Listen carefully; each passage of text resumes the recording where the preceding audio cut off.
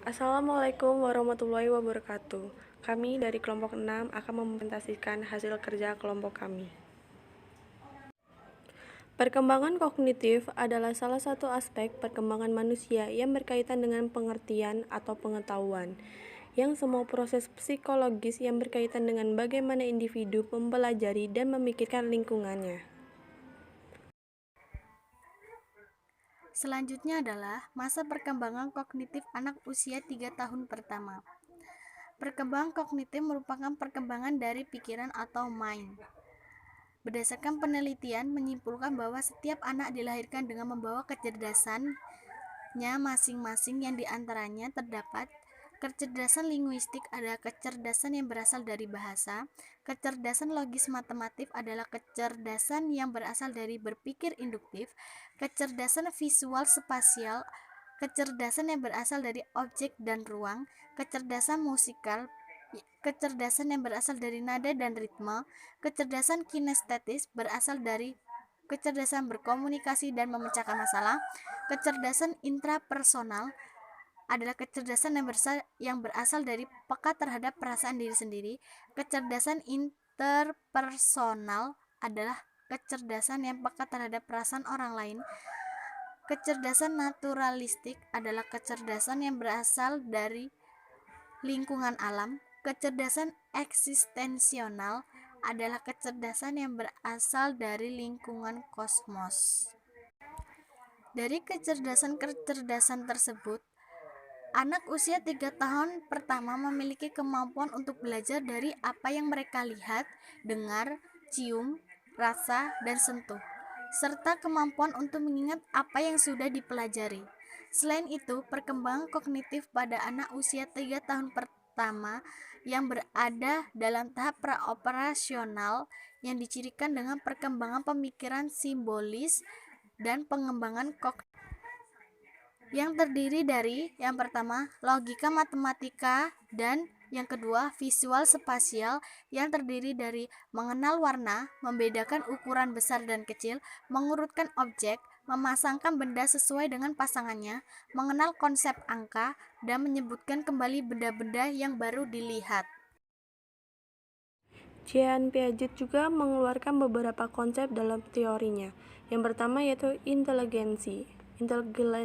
Inteligensi sendiri yaitu suatu bentuk equilibrium ke arah di mana semua struktur yang menghasilkan persepsi, kebiasaan, dan mekanisme sensi motor diarahkan. Yang kedua, organisasi, yaitu suatu tendensi yang umum untuk semua bentuk kehidupan guna mengintegrasikan struktur baik maupun fisiologis dalam suatu sistem yang lebih tinggi. Yang ketiga, skema, suatu struktur mental seseorang di mana ia secara intelektual beradaptasi dengan lingkungan sekitarnya.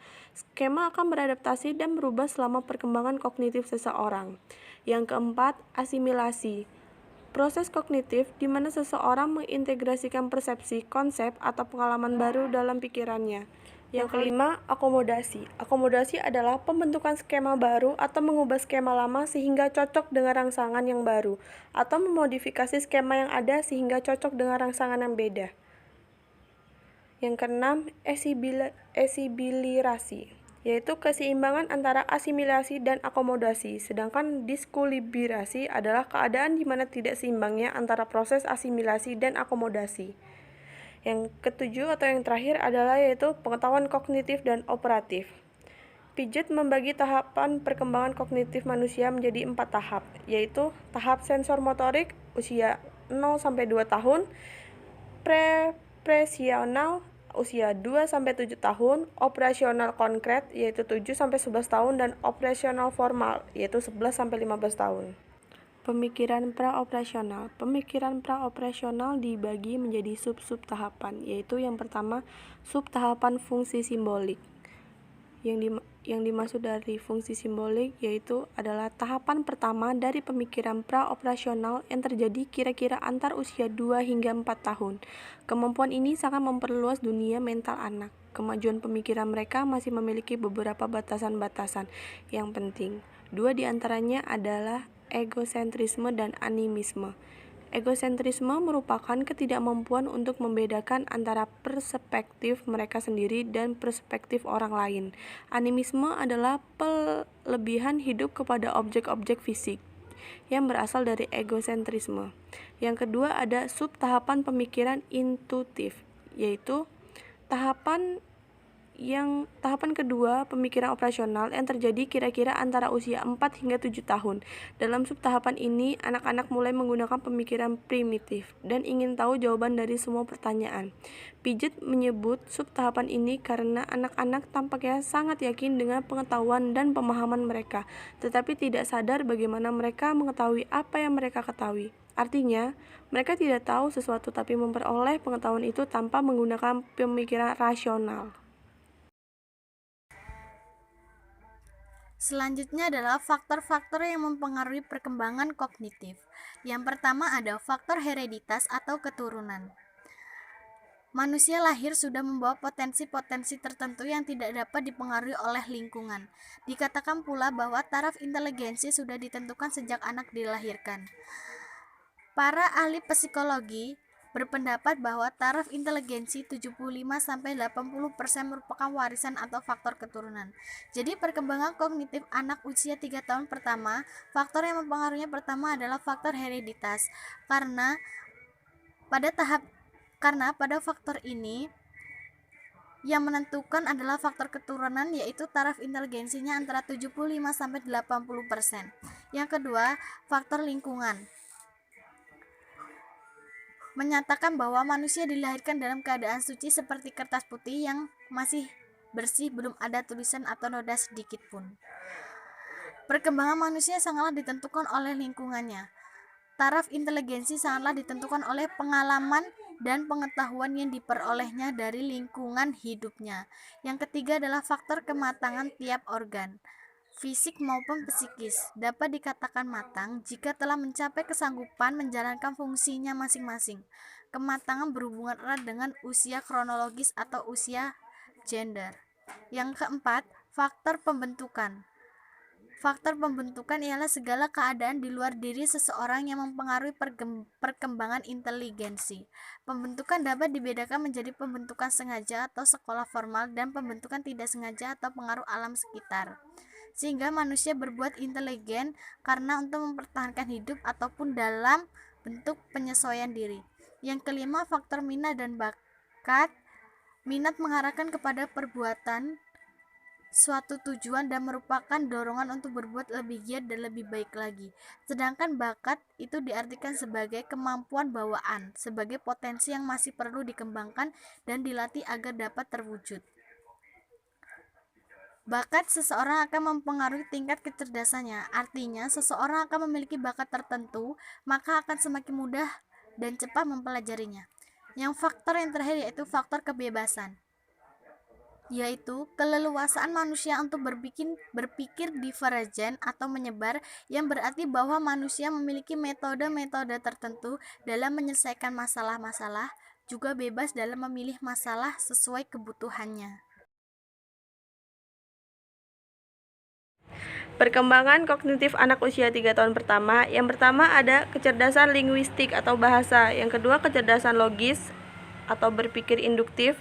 Yang ketiga kecerdasan visual atau objek dan ruang. Yang keempat adalah kecerdasan musikal, yaitu nada dan ritme. Yang kelima kecerdasan kinestetis, yaitu yang berhubungan dengan berkomunikasi dan memecahkan masalah. Yang keenam kecerdasan intrapersonal, yaitu peka terhadap perasaan diri sendiri. Yang ketujuh kecerdasan interpersonal, yaitu peka terhadap perasaan orang lain. Yang kedelapan kecerdasan naturalistik, yaitu peka terhadap lingkungan alam. Dan yang terakhir ada kecerdasan eksistensional, yaitu peka terhadap lingkungan kosmos. Perkembangan kognitif sendiri terdiri dari logika, matematika, dan visual spasial. Contohnya seperti gambar di atas. Karakteristik dari tuturan awal atau dini. Dua pandangan klasik mengenai bagaimana anak mahir berbahasa adalah teori belajar dan nativisme. Teori bahwa manusia memiliki kapasitas nativisme bawaan untuk kemahiran bahasa. Teori ini mengusulkan bahwa otak manusia memiliki kapasitas bawaan untuk kemahiran bahasa. Pengaruh pada awal perkembangan bahasa. Anak bahasa sering menggunakan elemen dan dari dua bahasa tersebut dalam sebuah percakapan atau dalam percakapan digunakan dua bahasa yang dicampur-campur kode. Selain itu, anak juga bisa berganti dari satu bahasa ke bahasa lain. Perubahan ini untuk menyesuaikan situasi seperti dalam alih bahasa ke bahasa lain. Aspek perkembangan bahasa, tingkat pencapaian, perkembangan aspek bahasa pada anak usia 3 tahun pertama. Dalam hal ini memahami bahasa, terdapat 4 indikator, yaitu yang pertama, memainkan kata atau suara yang didengar dan diucapkan berulang-ulang. Yang kedua, hafal beberapa lagu anak sederhana. Yang ketiga, memahami cerita atau dongeng sederhana. Dan yang terakhir, memahami perintah sederhana seperti letakkan mainan di atas meja. Santrok mengemukakan strategi yang dapat diterapkan orang terdekat untuk menstimulasi perkembangan bahasa anak, yakni yang pertama, moderate, dengan berbicara dengan intens menggunakan bahasa sederhana. Yang kedua, recasting, dengan mengucapkan makna suatu kalimat yang sama dengan cara berbeda, misalnya dengan bentuk pertanyaan. Yang ketiga, encoding, dengan mengulangi apa yang anak katakan, khususnya kata yang tidak sempurna. Yang keempat, expanding, dengan menyatakan ulang apa yang telah anak katakan. Dan yang terakhir, labeling, dengan mengidentifikasi nama-nama benda. Kegiatan yang dapat meningkatkan perkembangan kognitif yang pertama adalah memanipulasi atau meniru apa yang terjadi dan dilakukan oleh orang dewasa. Yang kedua, mastery, yaitu menguasai suatu aktivitas dengan mengulangi suatu kegiatan yang tentunya menjadi kesenangan dan memberikan kebermaknaan pada diri anak. Yang ketiga, meaning, yaitu memberikan kebermaknaan pada diri anak sehingga menumbuhkan motivasi bagi anak dalam melakukannya, menyatakan bahwa bermain adalah suatu setting yang sangat bagus bagi perkembangan kognitif. Contoh dari perkembangan kognitif anak yaitu permainan mencari harta karun. Makanan dan asupan gizi yang dapat meningkatkan perkembangan kognitif anak usia 3 tahun pertama. Banyak faktor yang mempengaruhi fungsi kognitif, salah satunya seperti kesehatan, asupan zat gizi, anak yang mengalami masalah status gizi pendek, pencerminan kurang gizi kronis akan mengalami penurunan kemampuan kognitif. Masalah yang terjadi pada anak usia 3 tahun pertama.